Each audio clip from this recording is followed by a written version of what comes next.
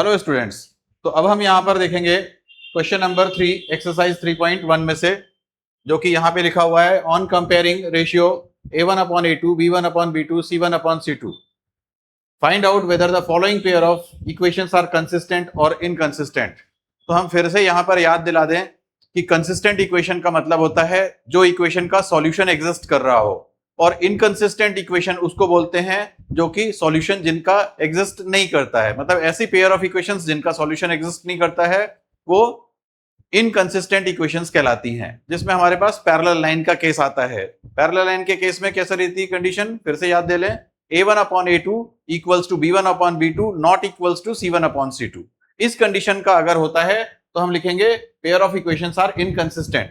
Otherwise if first condition satisfy हो रही है कि a1/a2 not equals to b1/b2 तो कंसिस्टेंट लिखेंगे, और a1/a2 equals to b1/b2 equals to c1/c2 लिखेंगे तो वो कंसिस्टेंट इक्वेशन आएगा, मेनी सॉल्यूशंस का केस भी। अब यहाँ पे हम क्वेश्चन नंबर 3 में से एक एग्जाम्पल नंबर 3 यहाँ से चेक करके देख रहे हैं। तो स्टूडेंट्स, ये हमारे पास है क्वेश्चन नंबर 3 का equation number 3, 3/2x plus 5/3y equals to 7 first equation, 9x minus 10y equals to 17 second equation. हमारा काम है यहाँ पे a1/a2 निकालना, b1/b2 निकालना और c1/c2 निकालना। तो a1/a2 हम यहाँ से देख रहे हैं कि a1/a2 की वैल्यू जब हम लिखेंगे तो 3/2/9 आ जाएगा। यहाँ पे लिखेंगे 3/2 होल अपॉन 9।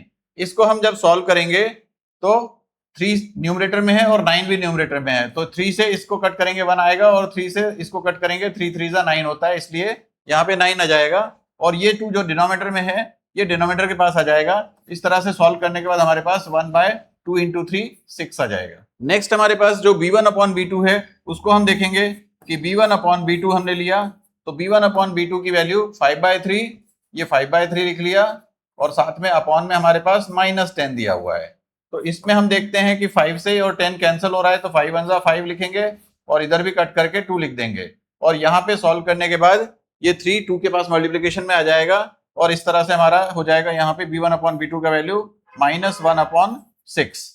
हम देखते हैं कि 1/6 जो होता है वो -1/6 के बराबर नहीं है, तो हम यहाँ पे मेंशन करेंगे कि सिंस लगा करके 2 डॉट ऊपर 1 डॉट नीचे कि 1/6 not equals to -1/6। Therefore 1 dot ऊपर और 2 डॉट नीचे हम यहाँ मेंशन करेंगे a1/a2 not equals to b1/b2। तो ये हमारे पास यूनिक सॉल्यूशन का केस हो गया, इसीलिए आंसर में लिखेंगे pair of equations are consistent. तो आंसर लिखना है हमारे को, आंसर इस तरह से मेंशन करेंगे कि pair of linear equations L dot E dot लिख सकते हैं आर कंसिस्टेंट, आर कंसिस्टेंट।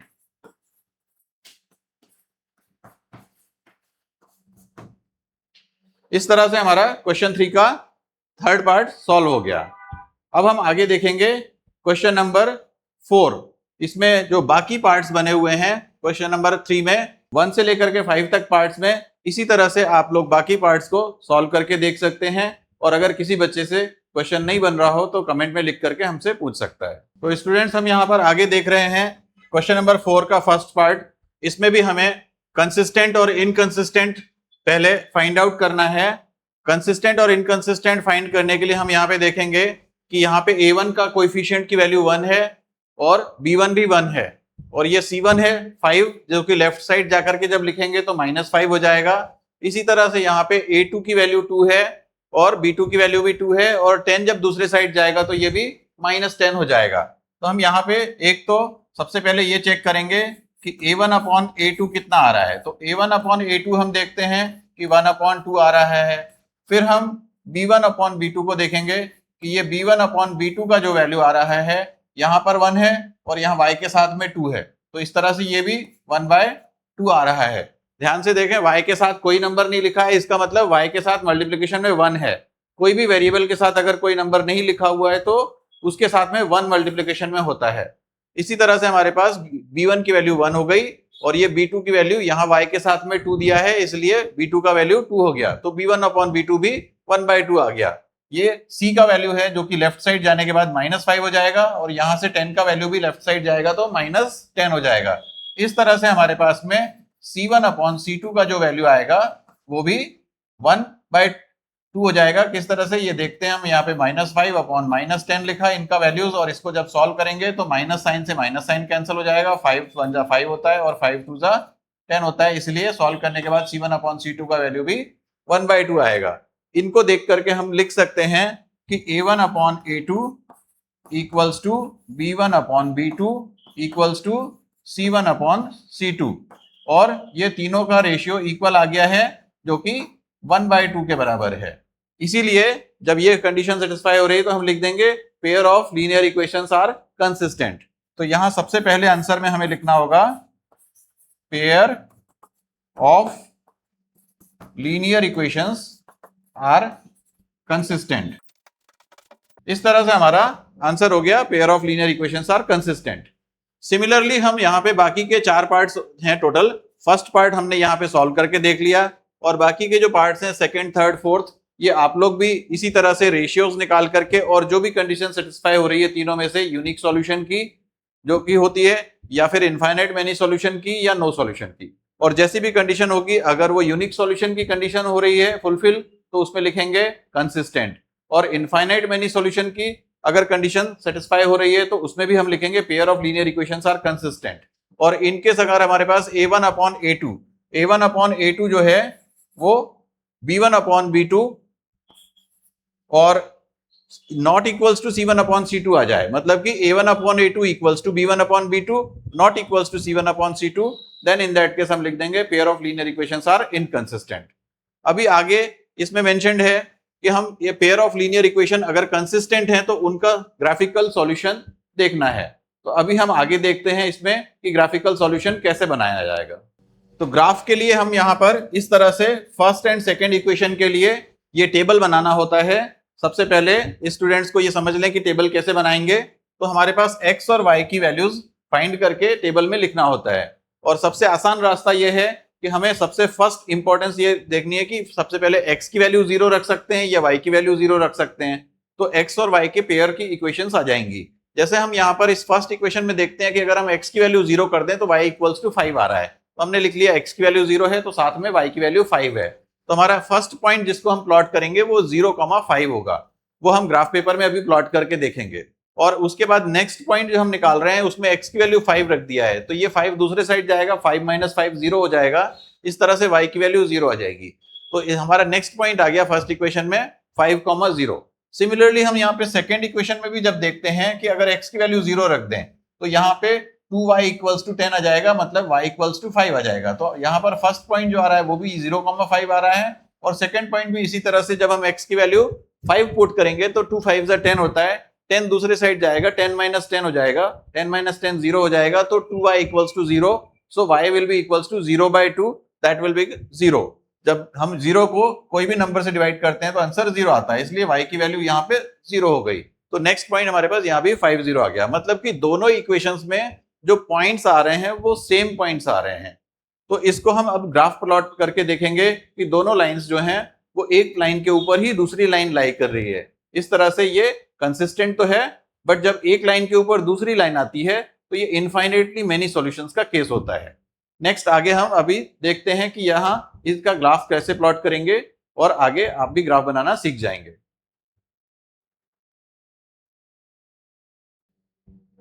तो स्टूडेंट्स यहाँ पर हम देख रहे हैं ग्राफ पेपर, जिसमें कि ये जो हॉरिजॉन्टल लाइन बनी हुई है यहाँ पर एरो के साथ में आपको दिखाई दे रही है, ये एक्स एक्सिस कहलाती है, और वर्टिकल लाइन जो बनी हुई है ये वाई एक्सिस कहलाती है। बीच में जो सेंटर पॉइंट 0 लिखा हुआ दिखाई दे रहा है ये ओरिजिन कहलाता है। ओरिजिन के हमारे पास राइट साइड जब जाएंगे तो पॉजिटिव नंबर्स प्लॉट होते हैं, जैसा कि नंबर यहाँ पे दिखाई दे रहा है 1 2 3 4 5 6 7 8, और हम कितने भी नंबर तक प्लॉट कर सकते हैं। यहाँ पर लेफ्ट साइड जब आते हैं एक्स एक्सिस में तो 0 के बाद -1 -2 -3 -4 इस तरीके के नंबर प्लॉट कर सकते हैं। और हमें यह देखना होता है कि हमें ग्राफ में कौन से पॉइंट्स को शो करना है, तो जो पॉइंट्स शो करना है वो जरूर विजिबल होने चाहिए। बाकी नंबर जो भी है हमारे पास कम कर सकते हैं, या जहां पर हमें प्लॉट करना हो उस तरफ हम ज्यादा नंबर्स को लिख सकते हैं, मतलब कि एटलीस्ट जो हमें पॉइंट प्लॉट करना हो उसके आगे एक नंबर जरूर होना चाहिए। तो हम यहाँ पे देख रहे हैं कि हमारा फर्स्ट पॉइंट जो आया था 5,0 था, और वो 5,0 वाला पॉइंट यहाँ पर मैंने मार्क किया हुआ है, एनसर्कल किया हुआ है, यहाँ पे ए पॉइंट से रिप्रेजेंट किया है 5,0, और ऊपर हमें जो पॉइंट दिखाई दे रहा है वो 0,5 है, जिसको कि मैंने बी पॉइंट से नाम दे दिया है। ऐसे ही आप भी जो भी पॉइंट्स आते हैं उनके नाम A B C D etcetera करके लिख सकते हैं, और उसके बाद में स्केल लगा करके फर्स्ट इक्वेशन के लिए जब हम ज्वाइन करेंगे तो यही ए बी लाइन इक्वेशन बनेगी। और फर्स्ट इक्वेशन को हम इस तरह से यहां पर मेंशन कर देंगे, इक्वेशन 1 लिख करके, और इक्वेशन 1 है हमारे पास में x plus Y equals to 5, यहां पर x plus Y equals to 5 equation लिख दिया। और फिर से हमारे पास सेकेंड इक्वेशन जो दी थी उसमें भी 0.50 और 0.5 थे, तो दोबारा से यहां पर कोई अलग से पॉइंट मार्क करने की जरूरत नहीं, बिकॉज पॉइंट्स आर सेम। और इसी तरह से जब हम लाइन ड्रॉ करेंगे तो वही सेम इक्वेशन आ रही है, तो सेकेंड इक्वेशन को भी हम इसी पर ही मेंशन कर देंगे, 2x plus 2y equals to 10। तो ये एक सेम लाइन के ऊपर ही इक्वेशन 1 और इक्वेशन 1 दोनों, इक्वेशन 2 दोनों ही एक लाइन पर ही फॉल हो रही है, इसलिए ये इनफाइनाइटली मेनी सॉल्यूशंस का केस बनेगा। और ये इक्वेशन जो अपने फोर्थ का फर्स्ट पार्ट था उसका ये ग्राफ इस तरह से हम बना सकते हैं। ग्राफ बनाना आपने सीख लिया है। इसके बाद अगर ग्राफ बनाने को लेकर के किसी बच्चे को कोई भी प्रॉब्लम आ रही है तो वो हमारे को कमेंट में लिख करके या फिर मोबाइल में व्हाट्सएप पर मैसेज करके नेक्स्ट क्वेश्चन में पूछ सकता है कि उसको जो प्रॉब्लम आ रही है उसको कैसे रिजॉल्व करना है। तो स्टूडेंट्स अब हम आगे देखेंगे यहाँ पर क्वेश्चन नंबर 5 कैसे किया जाएगा। Half the perimeter of rectangular garden whose length is 4 more than its width. मतलब कि हमें एक रेक्टेंगुलर गार्डन दिया हुआ है जिसमें ये बताया है कि लेंथ जो है विड्थ मतलब ब्रेड्थ से 4 बड़ा है। तो 4 बड़ा है मतलब ब्रेड्थ में अगर हम 4 प्लस कर दें तो वो लेंथ के बराबर आ जाएगा। तो सबसे पहले हमें लेंथ और ब्रेड्थ को एक्स और वाई इमेजिन करना होगा, क्योंकि यहाँ पे यूनिट जो है वो मीटर्स में दिया हुआ है, इसीलिए एक्स और वाई जो हम इमेजिन कर रहे हैं उसके भी साथ में मीटर्स में यूनिट मेंशन करेंगे। तो इस तरह से लिखेंगे हम। तो हम यहाँ पर देखेंगे कि इस तरह से हमें लिखना होगा, let length of the rectangular garden be X metre and width be Y metre. तो इसके बाद में फर्स्ट कंडीशन जैसा दिया है कि length is 4 more than width, तो हम यहां पर मेंशन करेंगे according to question. According to question हमें दिया हुआ है कि x लेंथ है और y विड्थ है, तो x जो है y से 4 ज्यादा है। तो हम यहां पर इस तरह से इक्वेशन बना सकते हैं कि x minus y equals to 4, मतलब कि ये हमारे पास फर्स्ट इक्वेशन बन गया। तो x minus y equals to 4 आ गया, क्योंकि x बड़ा है y छोटा है और दोनों का डिफरेंस 4 है। सेकेंड इक्वेशन हमें दिया हुआ है, half the perimeter of rectangular garden is 36। Perimeter क्या होता है, ट्वाइस लेंथ प्लस ब्रेड्थ। इस तरह से हमारे पास हाफ करेंगे तो ये 2 हट जाएगा, मतलब कि अकॉर्डिंग टू क्वेश्चन हमें सेकंड कंडीशन जो दिया हुआ है उसमें दिया हुआ है कि L plus b equals to 36 है। तो L की वैल्यू x है और b की वैल्यू y है। तो इस तरह से हमारे पास सेकंड इक्वेशन हो जाएगी x plus Y equals to 36। ये हमारे पास सेकंड इक्वेशन है। इस तरह से हमें फर्स्ट एंड सेकंड इक्वेशन आ गई। और find the dimensions of the garden बोला हुआ है। तो dimensions of the garden find करने के लिए हमारे पास दो ऑप्शंस हैं। एक तो पहले ग्राफिकल मेथड से भी हम फाइंड आउट कर सकते हैं, और अगर ग्राफिकल मेथड नहीं लिखा हुआ है क्वेश्चन के अंदर तो इन दैट केस हमारे पास एल्जेब्रिक मेथड हमें अप्लाई करना चाहिए। और एल्जेब्रिक मेथड अप्लाई करने के लिए हमारे पास में फर्स्ट मेथड है बाय एलिमिनेशन, मतलब कि जो x या y के कोएफिशिएंट्स सेम हो जाएं तो उसमें से हम ऐड या सब्ट्रैक्ट करके x या y का जो भी टर्म्स है जिसमें सेम कोएफिशिएंट्स हैं उनको हम एलिमिनेट कर सकते हैं। इसीलिए इस मेथड का नाम है मेथड ऑफ एलिमिनेशन। और दूसरा हमारे पास मेथड है मेथड ऑफ सब्स्टिट्यूशन। उसमें x या y की फर्स्ट इक्वेशन में से वैल्यूज फाइंड करके सेकंड इक्वेशन में, या सेकंड इक्वेशन में से x या y की वैल्यूज फाइंड करके फर्स्ट इक्वेशन में हमें सब्स्टिट्यूट करना होता है, जिससे एक वेरिएबल एलिमिनेट हो जाता है और जो बचा हुआ इक्वेशन आता है अदर वेरिएबल में सॉल्व हो जाता है और फिर उसका वैल्यूज फाइंड कर लेते हैं। जैसे कि हम यहां से x का वैल्यूज फर्स्ट इक्वेशन में से निकालें तो x equals to y plus 4 हो जाएगा। y माइनस वाई है, यहाँ पे दूसरे साइड जाएगा तो y प्लस 4 हो जाएगा। तो इस तरह से वो y प्लस 4 इस x की जगह पे हम सब्स्टिट्यूट कर सकते हैं। तो हम यहाँ पे लिख सकते हैं सब्स्टिट्यूटिंग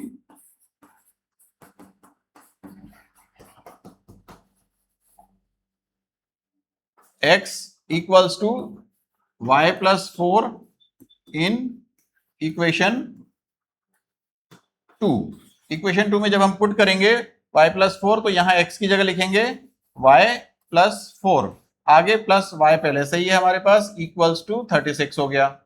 अब यहां पर y प्लस y कितना हो जाएगा 2y, और ये 4 दूसरे साइड माइनस में चला जाएगा क्योंकि यहाँ पे प्लस 4 है, तो हमारा हो जाएगा 2y इक्वल्स टू 36 माइनस 4। इसको अपन माइनस करेंगे तो ये 32 आ गया, और फिर y निकालेंगे जब हम, तो यहां हम मेंशन कर सकते हैं y equals to 32/2 equals to, divide करने के बाद आ गया 16। अब ये y की वैल्यू जो 16 आई है हमारे पास, इधर y प्लस 4 में पुट कर सकते हैं। तो हम देखेंगे यहाँ पे कि x इक्वल्स टू, यहाँ मेंशन भी कर सकते हैं putting y equals to 16 in this equation. तो x इक्वल्स टू हमारे पास आ जाएगा, सब्सटीट्यूट करने के बाद में ये y की जगह 16 लिखेंगे तो ये 16 प्लस 4, और इस तरह से हमारे पास x का वैल्यू आ गया 20। और इन दोनों वैल्यूज को हमें ऑर्डर में लिखना पड़ेगा। आंसर जब हम लिखेंगे तो आंसर लिखते समय यहां पर आंसर मेंशन करेंगे, answer length equals to 20 metre. x की जो वैल्यू आई है वो लेंथ है, ध्यान रहे, और y की जो वैल्यू आई है वो ब्रेड्थ है, ब्रेड्थ लिखते हैं जिसको कि हम b equals to 16 metre, 16 metre. ये हमारे पास इस तरह से आंसर आ गया। जब भी क्वेश्चन पूरा हो जाता है तो फाइनल आंसर लास्ट में लिखना बिल्कुल जरूरी है, आंसर नहीं लिखने पर नंबर कट सकते हैं। तो ये हमारे पास इस तरह से 5th क्वेश्चन को हमने सॉल्व करके देख लिया। ऐसा ही कोई भी दूसरा क्वेश्चन है तो आप भी इसी मेथड से सॉल्व कर सकते हैं। याद रखें हमारे पास एल्जेब्रिक मेथड में 2 मेथड्स हैं जो कि 10th क्लास के सिलेबस में है। पहला ये मेथड ऑफ सब्स्टिट्यूशन है और दूसरा मेथड ऑफ एलिमिनेशन है, जिसको कि हम आगे नेक्स्ट क्वेश्चंस में देखेंगे। तो स्टूडेंट्स आगे हम यहां पर देखेंगे क्वेश्चन नंबर 6। क्वेश्चन नंबर 6 में हमें दिया हुआ है given the linear equation 2x plus 3y minus 8 equals to 0, write another linear equations in two variables such that the geometrical representation of pair is so formed is intersecting lines first case, second parallel lines and third coincident lines। मतलब हमारे को ये जो equation दिखाई दे रहा है question 6 given में 2x plus 3y minus 8 equals to 0, तो इसके रिस्पेक्ट में हमें यहां पर ऐसा एग्जाम्पल लिखना है जो कि इंटरसेक्टिंग लाइन्स हो। तो इंटरसेक्टिंग लाइंस में हमने देखा था कि a1/a2 not equals to b1/b2 होना चाहिए। मतलब कि ऐसी कोई भी लाइंस हम लिख सकते हैं जिसमें कि इन दोनों का रेशियो जो आएगा सेकंड लाइन का इस लाइन के साथ में a1/a2 not equals to b1/b2 वाला केस फॉलो हो जाए। तो इसमें अब हम देखते हैं कि यहाँ 2 और 3 की जगह इनके मल्टीपल्स छोड़ करके हम कोई भी नंबर लिख सकते हैं। फॉर एन एग्जाम्पल यहां पर मैं लिख दूं 5x और यहां पर मैं लिख दूं -2y। तो एक एग्जाम्पल लिख रहे हैं इंटरसेक्टिंग लाइंस का 5x माइनस 2y, और आगे कोई भी नंबर हम यहां पे लिख सकते हैं क्योंकि C1 C2 का कोई भी रिलेशनशिप की जरूरत नहीं होती है। यहां पर जैसे मैंने लिख दिया माइनस या +7 और इक्वल्स टू 0। तो यहां हम देखते हैं a1/a2 2/5 आ जाएगा और b1/b2 निकालेंगे तो 3/-2 आ जाएगा, -3/2 हो जाएगा। तो नॉट इक्वल हो गया, इसलिए ये एग्जाम्पल इंटरसेक्टिंग लाइंस का एग्जाम्पल हो गया। तो इस तरह से आप इंटरसेक्टिंग लाइंस का एग्जाम्पल लिखना बहुत आसान है, बस ये ध्यान रखना है कि रेशियो इक्वल नहीं आना चाहिए। नेक्स्ट हमें बोला हुआ है पैरेलल लाइन का एग्जाम्पल लिखना है। तो सेकंड केस है हमारे पास में पैरेलल लाइंस। पैरेलल लाइंस का एग्जाम्पल में जैसा मैंने बताया कि ratio a1/a2 equals to b1/b2 होना चाहिए। फिर से ध्यान रखें a1/a2 का रेशियो b1/b2 के बराबर होना चाहिए, बट c1/c2 के बराबर नहीं होना चाहिए। तो आप यहाँ पे जो भी नंबर दिखाई दे रहा हो किसी भी लाइन में, उसको कोई भी नंबर से मल्टीप्लाई करके लिख सकते हैं। जैसे कि हमने यहाँ पे 2 से मल्टीप्लाई करके लिख लें फर्स्ट इक्वेशन में x और y की वैल्यूज को, तो यहाँ पर हम 2 से मल्टीप्लाई कर रहे हैं, आप 3, 4, 5 किसी भी नंबर से मल्टीप्लाई कर सकते हैं, आंसर सेम ही बनेगा। जैसे इसको हम 2 से मल्टीप्लाई कर दें तो ये हो गया हमारे पास 4x और फिर आगे हो जाएगा +6y, और आगे जो नंबर हमें लिखना है c वाला वो 2 का मल्टीपल नहीं होना चाहिए क्योंकि हम यहाँ पे 2 से मल्टीप्लाई करके लिख रहे हैं।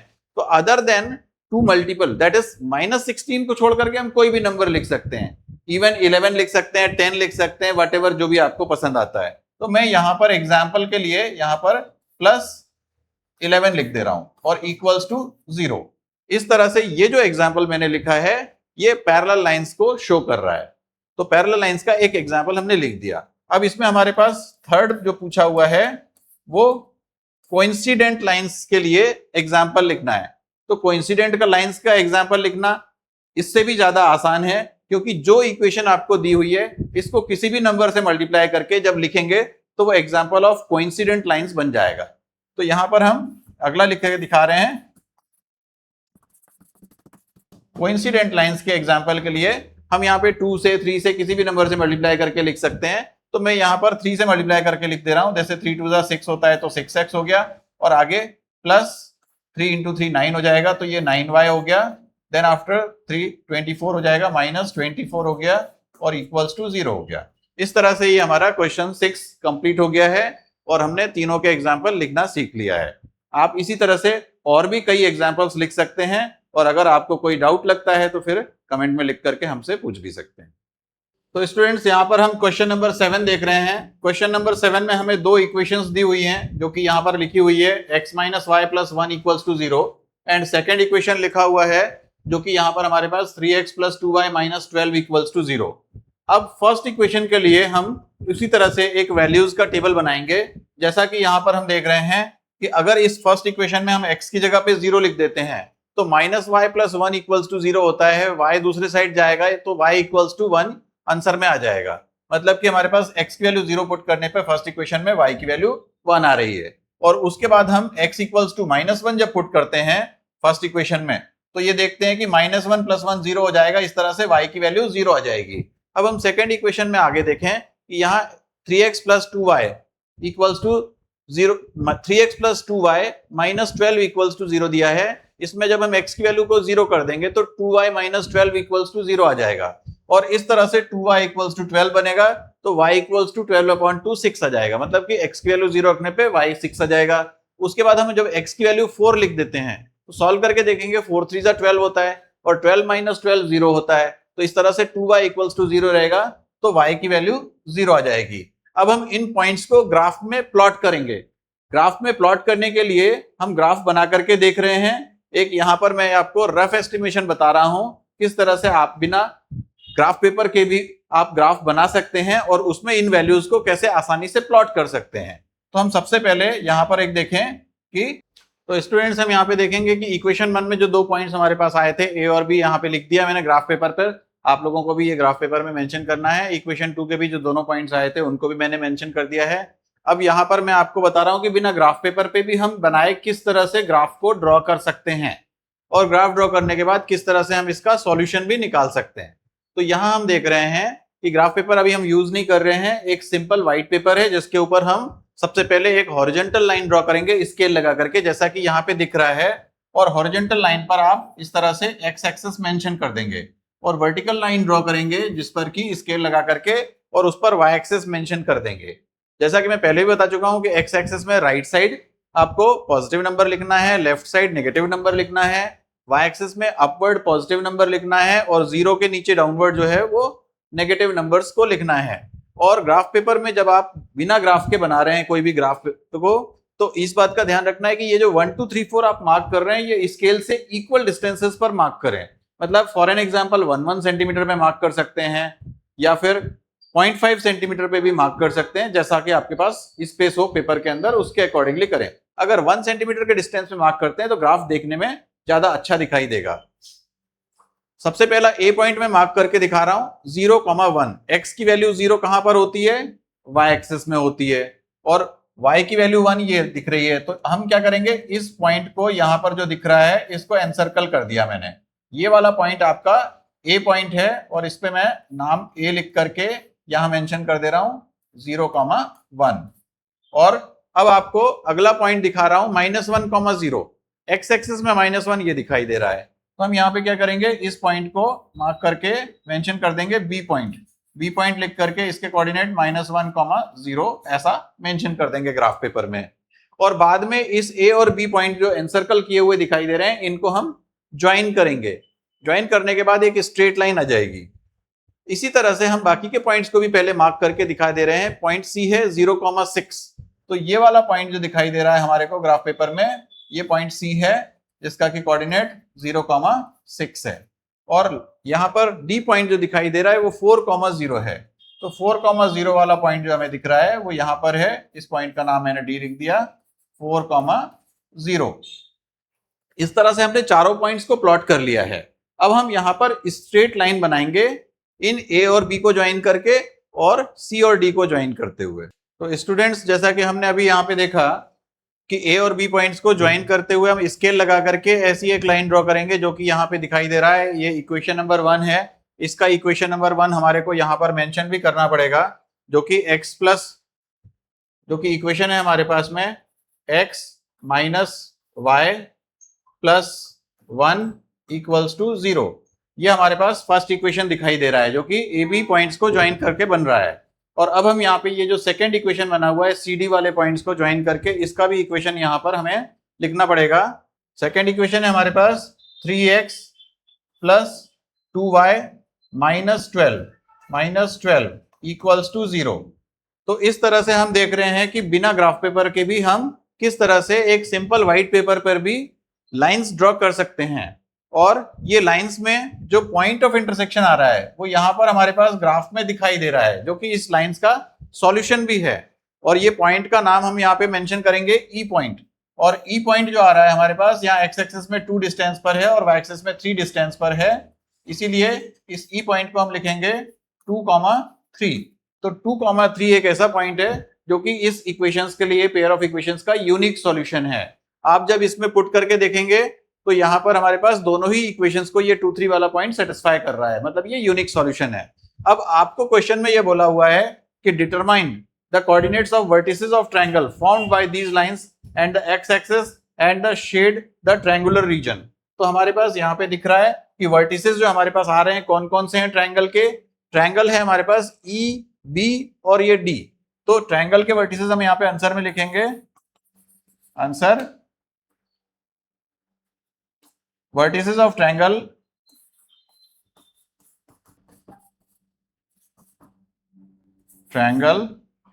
are E पॉइंट है। E पॉइंट में सबसे पहले इसके कोऑर्डिनेट भी साथ में लिखते जाएंगे हम 2,3। नेक्स्ट है हमारे पास जो कि B है। B पॉइंट के कोऑर्डिनेट्स लिखेंगे हम -1, 0। और उसके बाद हमारे पास D पॉइंट है वर्टिसेस ऑफ ट्रायंगल में, और D पॉइंट के कोऑर्डिनेट है 4,0।